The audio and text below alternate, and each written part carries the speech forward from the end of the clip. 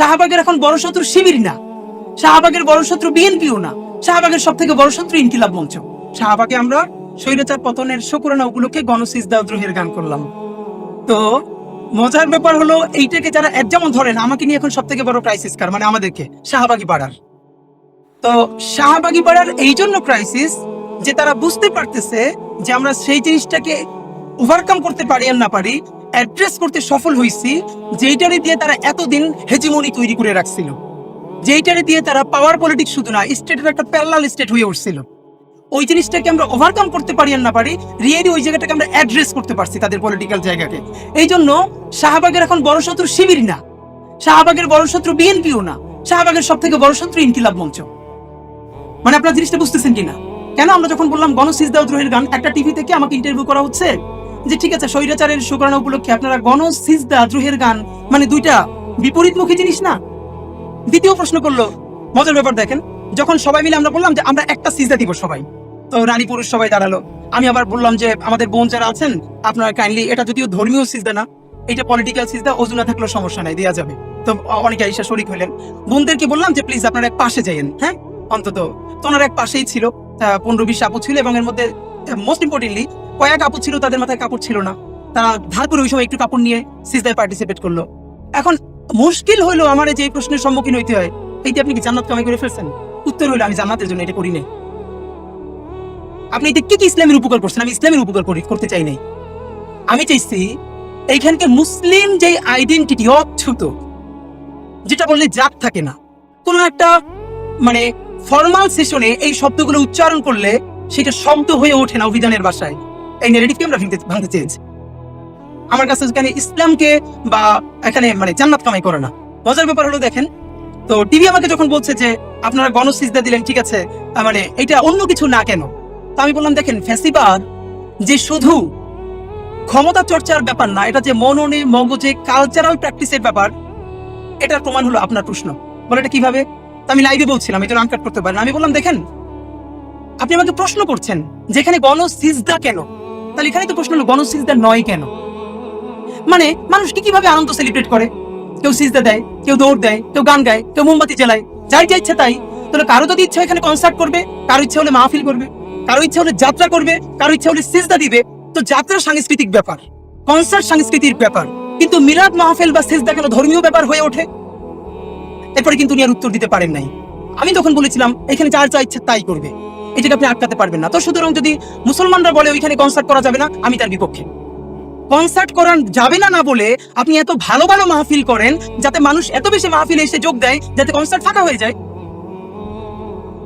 তিউনিসিয়ার ঘানুশিকে যখন প্রশ্ন করা হলো ইসলামী বিপ্লব করলেন, এরপর তো তিউনিসিয়ায় মদ বিক্রি হয়, তাহলে কেমন ইসলামী বিপ্লব করছেন? ফেসবুক যোদ্ধাদের মতো।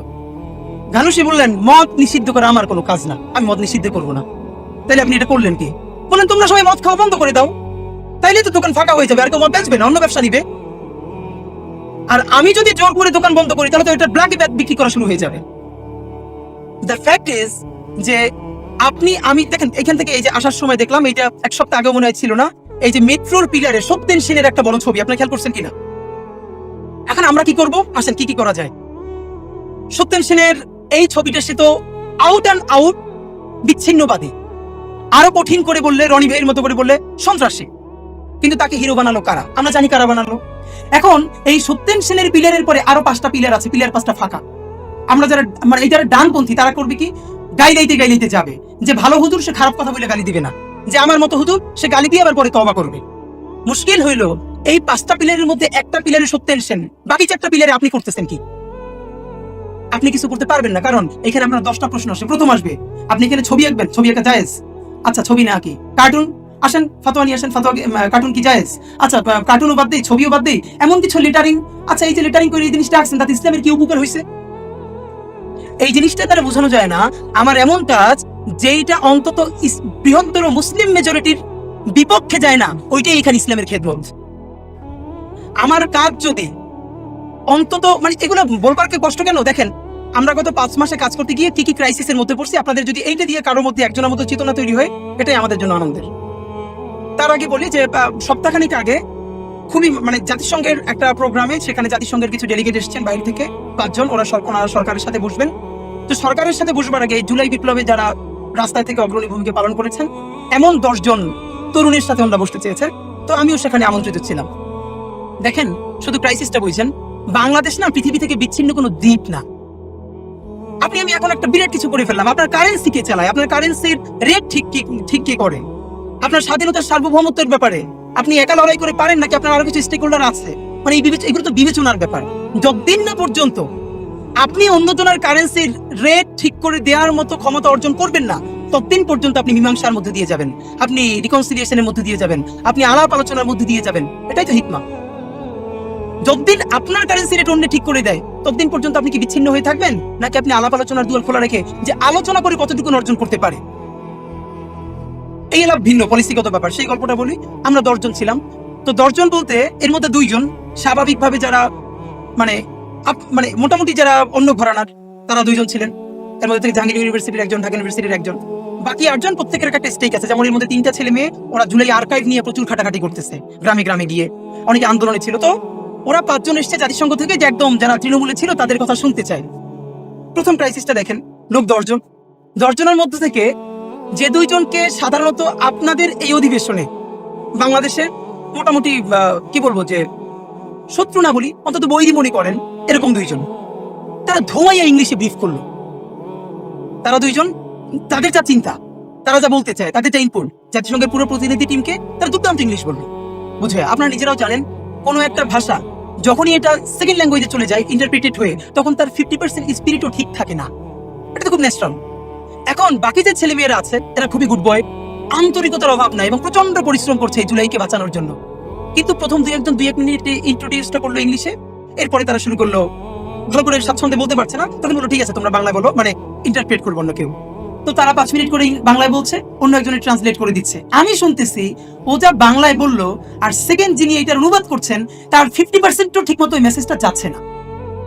এত কষ্ট সে রাজপথে করছে, সে যা দেখছে তা বলছে, ঠিক মতো মেসেজ পৌঁছাচ্ছে না। এই বাকি 8 জনের কর্নারে বসা ছিলাম আমি। সর্বশেষ আমি আবার একমাত্র ইংলিশে বললাম, যে ইংলিশটা ওদের পছন্দ হয়েছে। এর মানে দেখেন, এবার পার্সেন্টেজে হিসাব করেন। এই যে বাংলাদেশের সব থেকে বাজে কথা হলো, 90% মুসলমানের দেশে এই 90% যে তাকে বোকা বানাই রাখে সে বোঝে না। আমি তো বলি, এই 90% না হয়ে যদি 9% হতো, তাইলে অন্তত মাইনরিটি হিসেবে আমরা কিছু সুযোগ সুবিধা পাইতাম। এখন এই 90%-এর গল্প করতে করতে সে কালচারালি 9% মাইনরিটি, সে পাওয়ার পলিটিক্সে মাইনরিটি, কিন্তু সে নিজেই চিল্লাই বলে, হ্যাঁ আমি 90%। ভাই 90% কোথায়? তোমার 9% স্টেক কোথাও আছে? নাই তো। তো থাকার জন্য কি লাগবে? সেই স্কিল। খেয়াল করেন, এই 8 জনের মধ্যে বাকি 2 জন যারা অন্য ঘরানার, তারা 2 জনের 200 সমান ইফোর্ট দিল ইংলিশে বলে। আর এই পাশের 8 জন, এই 8 জনের মধ্যে একজন বললো, বাকি কেউ বলতে পারলো না। এর মানে হলো স্কিল ইজ দ্য প্রবলেম। আমাদের অনেক ভাই বোন আমরা যখন প্রোগ্রাম করি, এসে বলে ভাই লাগে জীবন দিয়ে দেবো। এইটা যে কেউ হিপোক্রেসি করে বলে তা না, আসলে সে জীবন দিতে চায়। কিন্তু আল্লাহ তো আগে জীবন দিতে বলে নেই একবার। আল্লাহ বলছে আমওয়ালুকুম ওয়া আনফুসিকুম, আগে মাল দাও। মাল মানে কি? যার যেটা স্কিল আছে দাও। আমাদের সাথে যে সব বন্ধুরা মাদ্রাসায় পড়ে বা আরবিকে ডিপার্টমেন্টে পড়ে, তাদেরকে বললাম কি ভাই তোমার ইংলিশ শেখা লাগবে না, এমন আরবি শেখো যেন তুমি কাতার এম্বাসিতে, সৌদি এম্বাসিতে গিয়ে দুর্দান্ত ফ্লুয়েন্টলি আরবি বলে এই জিনিসগুলো বুঝাই বলতে পারো। না, সে পারে না। আচ্ছা ঠিক আছে, একটা প্রেস রিলিজ যখন বাংলায় লিখি, এটা আরবি করে দাও, মানে দুর্দান্ত, এটা যেন একটা মধ্যপ্রাচ্যের দেশে পত্রিকা ছাপানোর মতো হয়। সে পারে না। আচ্ছা তাহলে যারা ইংলিশে পড়ে সব বাদ দাও, এই যে আমরা প্রোগ্রামিং গুলো করি, এইগুলো CNN, আল জাজিরায় পৌঁছানোর মতো নিউজ করা দরকার। অন্তত ওই ভাষায় 2-1 জনের লেখো, কিচ্ছু লাগবে না, প্রেস রিলিজ ইংলিশে করে দাও। সে পারে না। সব বাদ দিয়ে বাংলা একটা ব্যানার লিখতে গেলে 10টা বানান ভুল হয়,